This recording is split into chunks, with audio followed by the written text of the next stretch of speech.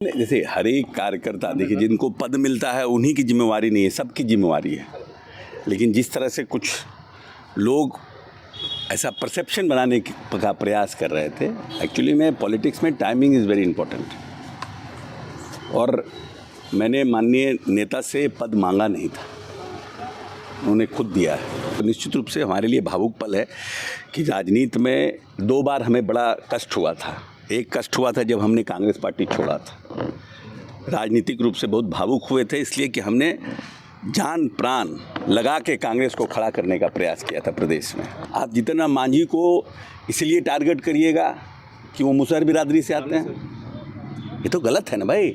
आप इतने बड़े नेता हैं, आपको लोग सामाजिक न्याय का पुरोधा मानता है, और आप एक दलित नेता को इसलिए ये जात से करिएगा सम्मानित। क्या आप मुसहर हैं? तो उनका जवाब तो देगा। आज का आप दलित उस स्थिति में थोड़ी है कि आप उसके पछुआ में झाड़ू बांध के उसको बांध करके आप घुमाइएगा। नमस्कार, आप लाइव बिहार देख रहे हैं। मैं हूं राजमोहन तिवारी। बिहार के मुख्यमंत्री नीतीश कुमार को लेकर बिहार सरकार के मंत्री अशोक चौधरी ने बीते दिन एक ट्वीट कर दिया था, जिसके बाद जनता दल यूनाइटेड के अंदर हलचल मच गई थी। हालात ऐसे उत्पन्न हुए कि मुख्यमंत्री नीतीश कुमार ने अशोक चौधरी को सीएम हाउस बुला लिया। एक बड़ी बातचीत उनके साथ हुई। फिर बाहर निकलकर अशोक चौधरी ने अपने ट्वीट से पल्ला झाड़ लिया। मुख्यमंत्री नीतीश कुमार को पिता तुल्य भी बताया, लेकिन जिस तरीके से उस ट्वीट को लेकर जनता दल यूनाइटेड के कई नेताओं ने बयान दिए, खासकर जो प्रवक्ता हैं और एमएलसी नीरज कुमार, अब लगता है कि अशोक चौधरी उस पर जवाब खुलकर दे रहे हैं।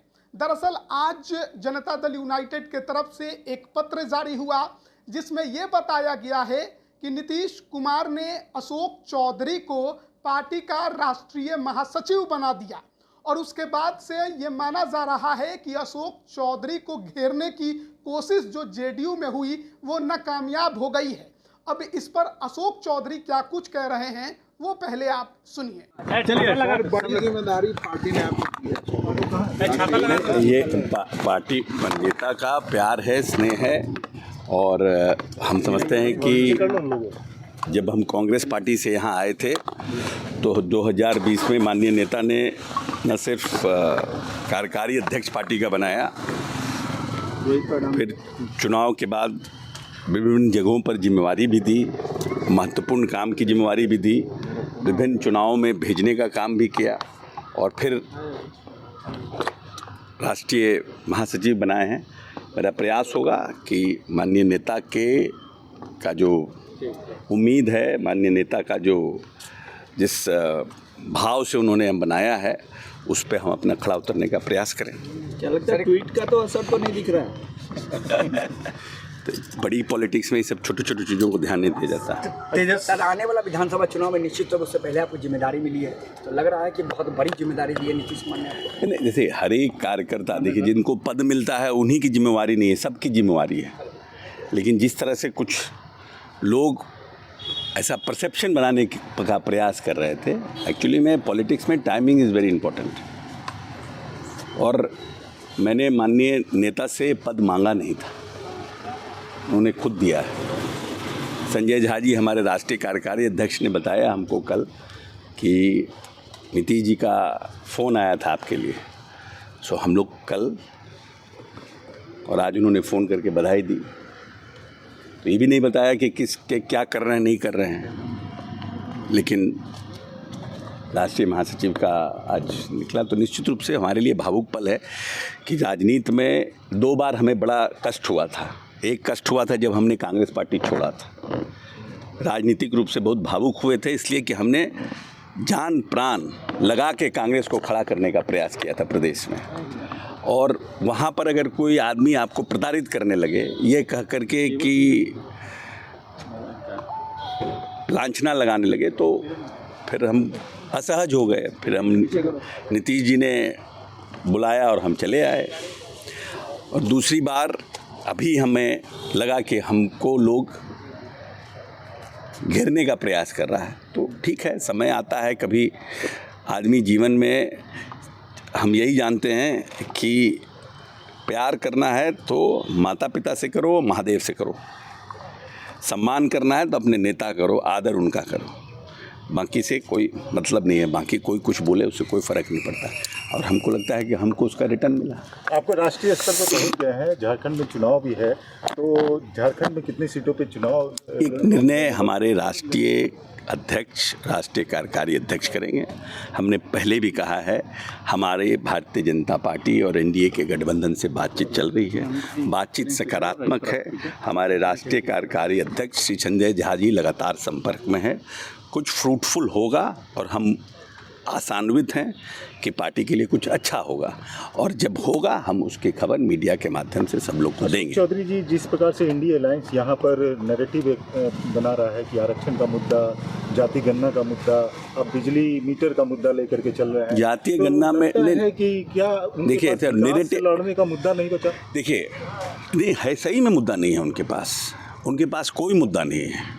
और उनका रिजल्ट आने वाले समय में मैं दावा के साथ कह रहा हूँ, इसलिए नहीं कि मैं राष्ट्रीय महामंत्री बना हूँ, मैं पहले से कह रहा हूँ कि 2010 से भी खराब स्थिति आरजेडी की, गठबंधन की इस प्रदेश में आने वाले चुनाव में होगी।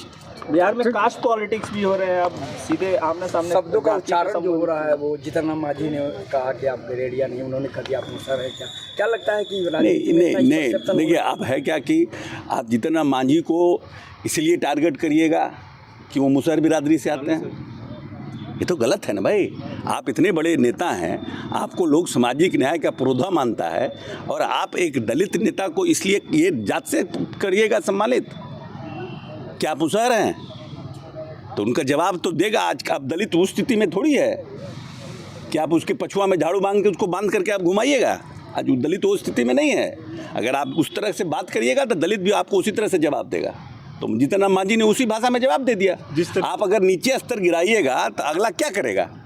अगला आपसे आप गाली दीजिएगा तो आपको संस्कृत का दोहा थोड़ी सुनाएगा आपको। राहुल गांधी जिस प्रकार से विदेश में भाषा बोल रहे हैं, आप किस प्रकार से देखते हैं? नहीं, हम डिसएग्री करते हैं, प्रिंसिपली हम डिसएग्री करते हैं। राहुल गांधी जी का बहुत सम्मान है, लेकिन हम प्रिंसिपली डिसएग्री करते हैं। विदेशी सरजमी पर अपने देश की किसी भी ऐसी बात को कहना, और ऐसी बात से जिसमें कि कहीं ना कहीं कॉन्फ्लिक्ट हो देश में, उस तरह के किसी भी बात से कहीं भी इनकार करना चाहिए। अगर आप विदेशी सरजमी पर हैं, हमारे घर के अंदर किसी का भी डिस्प्यूट हो, भाई से डिस्प्यूट हो, माँ से डिस्प्यूट हो, बाप से डिस्प्यूट हो, लेकिन पड़ोसी को ये नहीं मनकारी होना चाहिए कि हमारे घर में डिस्प्यूट है। और विदेशी सरजमी पर राहुल गांधी को अटल बिहारी वाजपेयी जी का यूएनओ में भाषण सुनना चाहिए।